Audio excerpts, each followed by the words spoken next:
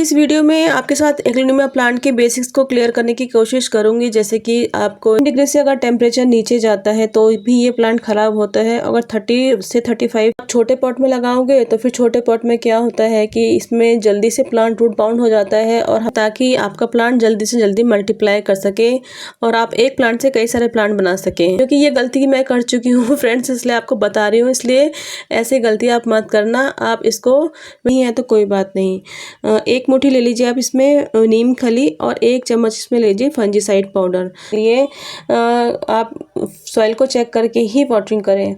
हाँ, समर में थोड़ा सा आप रेगुलर वाटरिंग कर सकते हैं 2 दिन में एक बार। और एक ये रेड वाला, ये वाइट ग्रीन वाला तो मेरा थोड़ा पुराना प्लांट है, और इस प्लांट से मैंने कम से कम 10 प्लांट बना लिए हैं। 10 पॉट मेरे रेडी हैं। इस प्लांट का जो कलर और पैटर्न है वो स्पेस को काफ़ी लाइवली बना देता है, और ये प्लांट एयर प्यूरिफाइंग प्लांट की कैटेगरी में भी आता है। तो हुआ ना आपके इंडोर गार्डन के लिए perfect plant. Hello friends, welcome back to yours in your own channel home botanist with a beautiful garden view. Friends, आज मैं आपके साथ शेयर करने वाली हूँ एक ऐसा ब्यूटीफुल एवरग्रीन प्लांट जो कि अगर आप बिगिनर हैं तो इस प्लांट को इजीली हैंडल कर सकते हैं। जी हाँ, मैं बात कर रही हूँ एग्लोनिमा प्लांट की, जिसे हम चाइनीज़ एवरग्रीन के नाम से भी जानते हैं। ये एक एवरग्रीन ट्रॉपिकल फोलिज प्लांट है जो कि साउथ ईस्ट एशिया और चाइना का नेटिव प्लांट है।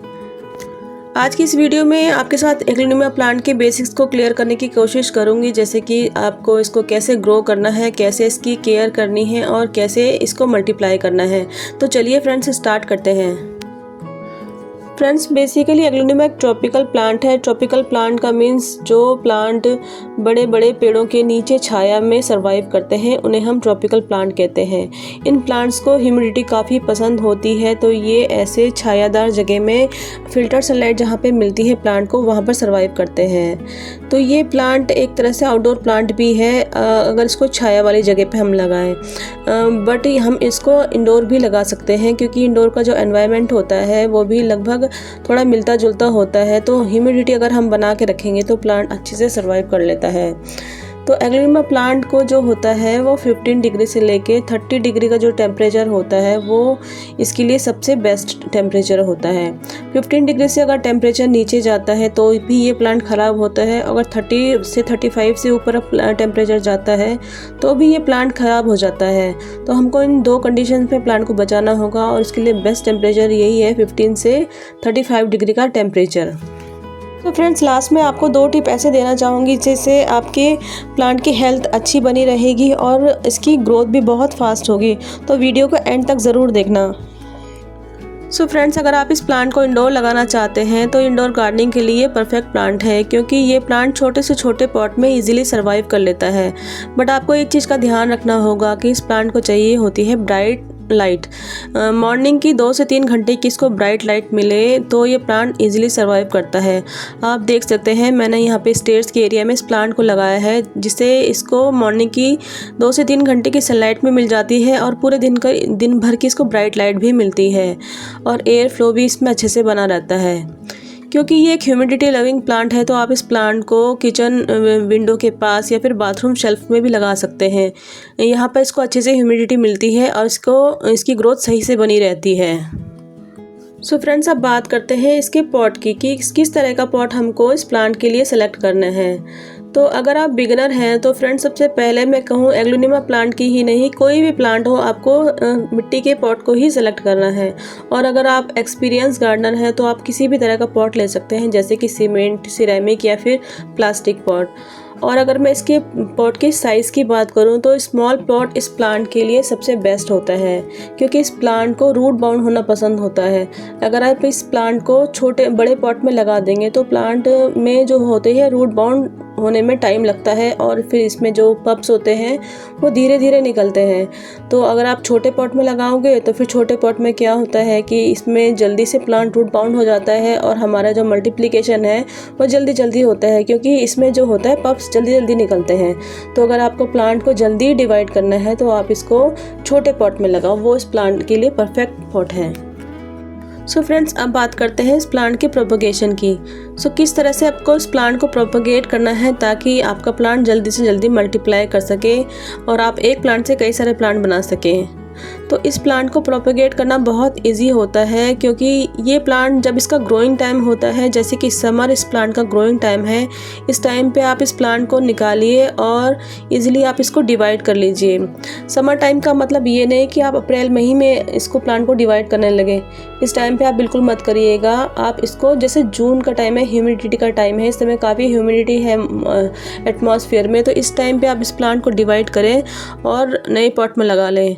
और हाँ, डिवाइड करने से जब आप डिवाइड करें तो वहाँ पे आपको फंजीसाइड पाउडर ज़रूर लगाना है, क्योंकि कभी कभी फंगल अटैक हो जाता है हमारे प्लांट में। जो हमारा मदर प्लांट है, नए प्लांट बनाने के चक्कर में मदर प्लांट हमारा ख़राब हो जाता है, तो हमारा मदर प्लांट ख़राब ना हो इसलिए फंजीसाइड पाउडर ज़रूर लगाना है नए वाले प्लांट में भी, जो हमने डिवाइड करा है वो, और जो हमारा मदर प्लांट है वो भी।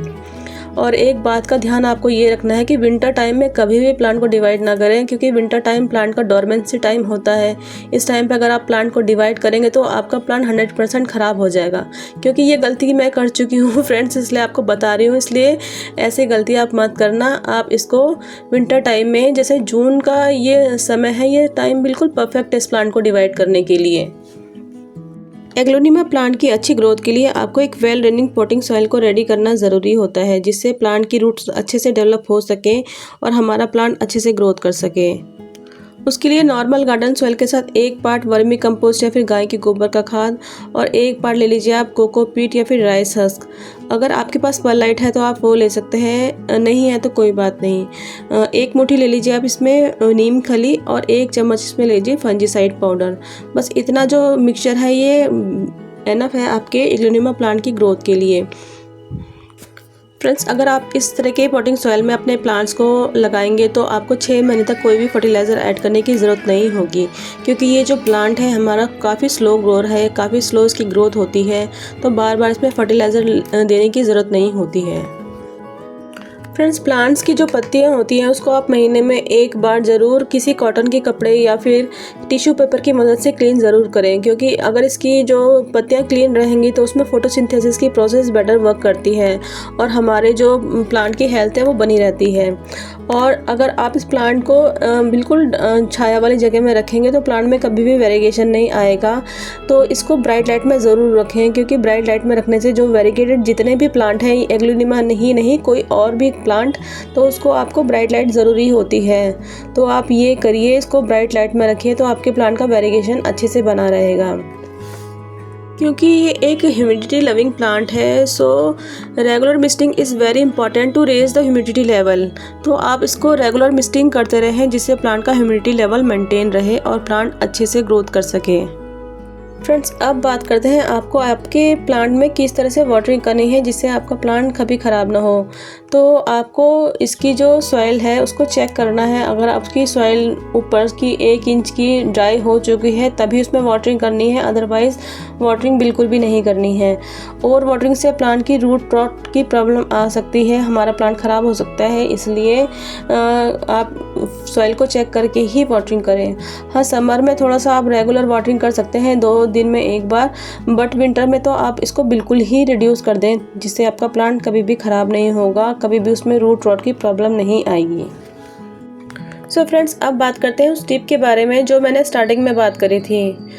इस प्लांट की अच्छी ग्रोथ के लिए हमको जो टिप फॉलो करनी है मैं वो आपको बताती हूँ। उससे पहले आपको बता दूँ, ये प्लांट वैसे काफ़ी स्लो ग्रोअर है, काफ़ी स्लो इसकी ग्रोथ होती है, बट अगर आप इसके ऊपर जो फ्लावर आता है उस फ्लावर को आप बिल्कुल ना रहने दें, उसको तुरंत ही पिंच कर दें जब भी आपको दिखे, तो इसकी ग्रोथ फास्ट हो जाती है।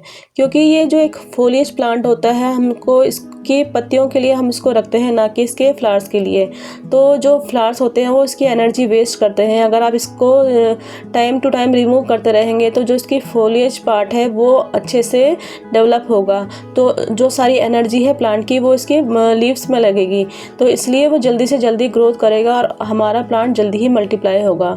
और जो ऊपर की जो लीव्स होती हैं, जो एक छोटी सी लीफ निकलती है सबसे ऊपर टिप में, आप उसको रेगुलर बेस पे पिंच करते रहें, जिससे आपका प्लांट बुशी बनता जाएगा। अगर आप इस प्लांट को नर्सरी में लेने जाओगे तो छोटे से छोटा प्लांट 150 से लेकर 250 की रेंज में मिलता है। आप देख सकते हैं ये मैंने खाली 2 प्लांट लिए थे, एक वाइट ग्रीन वाला और एक ये रेड वाला। ये वाइट ग्रीन वाला तो मेरा थोड़ा पुराना प्लांट है और इस प्लांट से मैंने कम से कम 10 प्लांट बना लिए हैं, 10 पॉट मेरे रेडी हैं इससे।